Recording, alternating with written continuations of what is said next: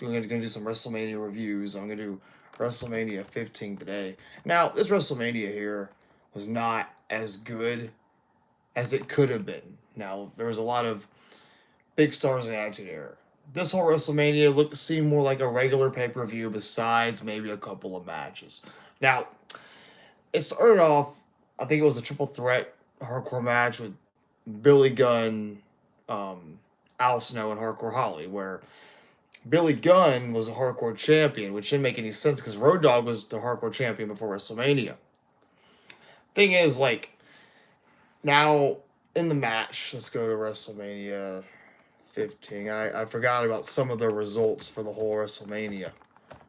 Hey, how y'all doing? Now, I'll be doing some WrestleMania reviews. WrestleMania 15 was a horrible WrestleMania, and it was at the Attitude Era. Vince Russo was writing all of this. But it looked like they had there was a couple good matches, but not really that many good matches. But it looks like well, on the pre-show, you miss being a kid sometimes, don't we all? Jacqueline defeated Ivory in the pre-show in a singles match. That was only a minute and 23 seconds. D'Lo Brown and Test won a tag team battle royal before, on the pre-show before WrestleMania. D'Lo Brown and Test is a very odd tag team. Honestly, it didn't make any sense. Like, why were they even a tag team? Ivory was kind of accompanying them too. I got some pain in my chest here, probably because of stress. Now I remember some of the matches, but apparently, Hardcore Holly regained his hardcore title against Al Snow and Billy Gunn in that triple threat hardcore match. So Hardcore Holly was the champion. Yeah, it was, yeah.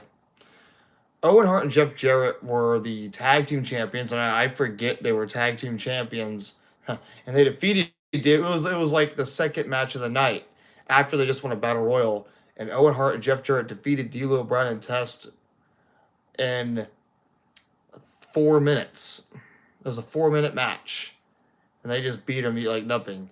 Test and D'Lo Brown would have been a very odd tag team.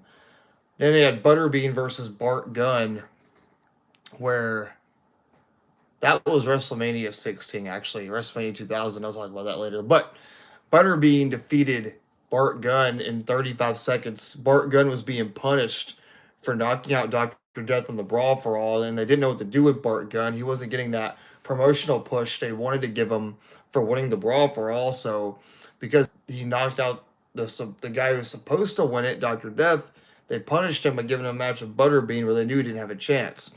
Butterbean was kind of like in his prime in boxing, if he had a prime, and knocked out Bart Gunn in 35 seconds. All right, and then we had Mankind, who defeated the Big Show by disqualification.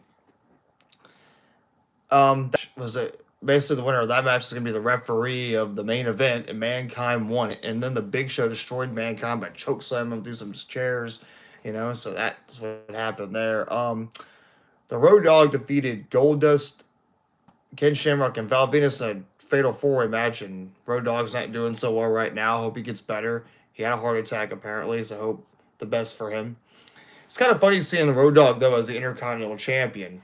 He didn't hold on to that title very long. He wasn't, I don't know how he won it, or I don't know who was the Intercontinental. I think Ken Shamrock was the Intercontinental Champion, and Road Dogg won it from him somehow, because I remember Ken Shamrock was champion, and then Road Dogg became the Intercontinental Champion somehow, was in a Fatal 4 match with Ken Shamrock, Val Venus, and Goldust. And Road Dogg retained. The Godfather beat him, I think, like, on the next time on Raw or a week after, I think. So, yeah, that Intercontinental title was kind of just going back and forth. Kane defeated Triple H by disqualification with the help from China. Another match ending by disqualification at WrestleMania. WrestleMania matches should not end in disqualification because China turned her back on Kane and joined Triple H. There's actually a little bit of a twist later. Sable defeated Tori, which Tori was not Tori Wilson, it was a different Tori. It was part of DX later. And this is probably like the last time we saw Sable, around, and it was for the women's championship. And this is the last pay per view I believe Sable was in during the Attitude Era. Then she left and sued the WWE for sexual harassment. Now, one of the better, these are the three better matches. Okay. Yeah. Shane McMahon versus X Pac. That was actually a pretty good match. Told a good story. X Pac got screwed, and Shane McMahon was the European champion. And X Pac won his title back, and that started a decent race, had a decent promo, decent rivalry, decent match. Which in the end, Triple H turned on X Pac anyways and joined the corporation. Him and China both joined the corporation, and then or was it Triple H who just joined the corporation? I think it was just Triple H joined the corporation, and then Shane McMahon, Shane McMahon actually retained his title, which was later given to Midian because Midian pulled it out of his bag and said, "Okay, I'm the European champion now." So that's what happened there. So yeah, Shane McMahon won that match. And the Undertaker with Paul Bearer defeated the Big Boss Man. This was the Undertaker's like 8th win at WrestleMania, I believe. It was a 9-minute Hell in a Cell match. Probably the most like underwhelming feud going into a Hell in a Cell, anyways. Where an Undertaker won, of course, and he hung the Big Boss Man with a noose, and the Brood was helping attach the whole noose to Big Boss Man. Dennis Knight, wasn't he part of like I forgot the name of that tag team, like Godwins or something? I forget.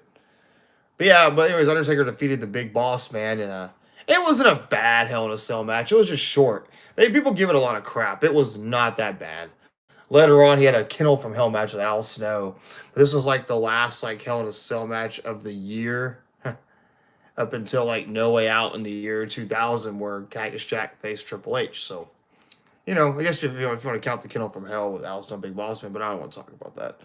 All right, now the main event was Stone Cold versus The Rock. Yeah, basically. So then it was Stone Cold versus The Rock, which is their first WrestleMania match. Honestly, The Rock and Stone Cold had a match before the Royal Rumble where Stone Cold beat The Rock in pretty good fashion. They had a match before. They were teasing the whole feud with Rock and Stone Cold. Vince McMahon actually won the Royal Rumble and then was going to go on to WrestleMania. Then Stone Cold won a cage match at Valentine's Day St. Massacre. And that's what made him the number one contender for the match in the main event of WrestleMania. And The Rock was feuding with Mankind, and he won a ladder match and became the champion after Valentine's Day Massacre. So The Rock and Mankind were having a feud, and Stone Cold and Vince McMahon were having a feud. They actually thought about putting Mankind in this match, but that didn't happen. He just was the referee at the end at the end of the day. He was a referee, but it was talk of making him part of the match. But I don't know. That might have made the match pretty bad if Mankind just kind of was in the match, because this is The Rock and Stone Cold's first WrestleMania match.